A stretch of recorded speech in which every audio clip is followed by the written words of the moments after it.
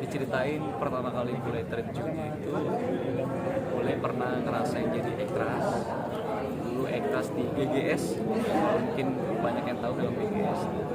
Terus ya beberapa syuting-syutingan lain jadi ekstras juga, cuma lewat-lewat doang. Karena cuma pengen tahu aja, oh begini ya kalau misalkan itu, oh begini ya aku di lokasi syuting. Walaupun bokap itu selalu ngajak ke lokasi syuting dulu tuh sering banget, dan sempat diomelin juga sama ayah karena lu pengen tahu kerjaan gua tapi lu malah tidur di mobil, ngapain ikut gituin. Udah akhirnya penasaran ya ikut, tapi malah jadi ekstras ya, karena itu awalan sih dari nol, ngerasain dulu susahnya kayak gini sampai akhirnya step by step casting lah, nyoba. Mikirnya juga kayak nggak yakin kalau bule bakal bisa gitu. Akhirnya dapat kabar dari kantor kalau bule di lock dan main itu di pesantren Rock and Roll Reborn pertama kali, dan langsung bareng main sama Aliando. Berapa tahun sih? Sebenarnya sih nggak ada niatan buat terjun ke sini, cuma kayak karena bokap udah terjun di entertain ya, kenapa gua nggak nyoba sih? Nyoba aja. Ya udah, dalam prosesnya itu ya paling setahun 2 tahun sempat pasti ada, karena kayak pertama kalau casting suka nggak yakin sama diri sendiri dan nggak pede, karena kalau misalkan kita dari mode percaya diri sampai tempat casting ketemu sama orang-orang yang lebih keren dibanding kita, outfit, badan tinggi, keren, keker, itu udah ngedown duluan. Justru itu bule nggak mau membawa nama bokap. Dari pertama pun bule nggak pernah bawa nama bokap, karena biar bule bisa tahu sampai mana sih gue gitu, biar tahu gue bisa sampai mana sih untuk di dunia entertain tanpa harus ditemani sama bokap. Bokap cuma cukup tahu, oh lah anak gue main di sini, mungkin udah banyak yang tahu juga, cuma ya boleh nggak selalu bilang kayak, oh gue anak master, enggak, biar orang tahu sendiri aja. Lebih sering banyak nanya sama ayah, karena mau gimana juga ayah kan ya senior lah gitu, jadi nggak tahu nanya. Pokoknya nggak tahu nanya ya, lebih banyak nanya aja sih. Pasti bilang lah sama ayah kalau misalnya kayak ada film, series, FTV segala macam, pasti bilang sama ayah. Cuma ayah kan selalu mikirin masalah kontrak, kalau dia mah kontrak jangan lupa gini. Iya gitu. Jadi kadang nggak bilang sama ayah tuh kalau misalnya ada film ini ada film itu, takutnya ribetnya di kontrak. Ya kalau sama bokap sih kebanyakan sih nurut ya, walaupun ada beberapa kayak masalah kalau pulang jangan larut malam, atau jangan kayak gimana lah, karena dunia entertain itu kan keras, harus lebih berhati-hati. Kalau itu kan kita, apalagi bule udah umur segini, pasti udah tau lah harus kayak gimana, dan itu bisa diambil juga dari ayah. Yang penting diambil baik-baiknya aja. Dia tuh orangnya kalau sama anak cuek tapi merhatiin. Nah kalau ayah kayak gitu, tapi dia merhatiin. Contohnya apa tuh gitu? Kayak misalkan kuliah ada masalah, tapi kayak karena ayah tahu ada masalah, tapi ayah ya bodo amatan, nggak mau kayak ngasih tahu segala macam. Terus tiba-tiba ngobrol secara mendadak, kenapa ini gini kok gini makanya gini gitu. Nah, tapi namanya orang tua, walaupun secuek apapun, tapi dia pasti bakal peduli. Iya, apalagi anak laki-laki ya, lebih berat nantinya ke depannya. Ada sih.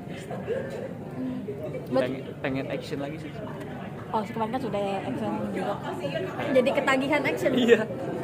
Kenapa sih emang suka sama film action? Pertama, kuliah kan juga punya basic di bela diri, silat Betawi. Nah kemarin udah, sebenarnya dari pas sinetron kedua, ketiga, keempat itu udah action terus main di Argantara ketemu action lagi. Jadi kayak wah mau action lagi nih, kayaknya seru nih gitu. Pernah ngalamin cedera nggak tuh selama Cedera pasti, kepukul beneran pernah, ketendang beneran pernah, lupa gerakan tiba-tiba ketonjok. nggak bikin kapok tuh? Enggak, paling cuma aduh gini banget nyari duit gitu doang udah ngomongnya. Gini banget nyari duit, tapi ya itu jadi motivasi aja buat semangat lagi. Masih nabung sih sebenarnya, insya Allah sih lagi, terutama sih rumah,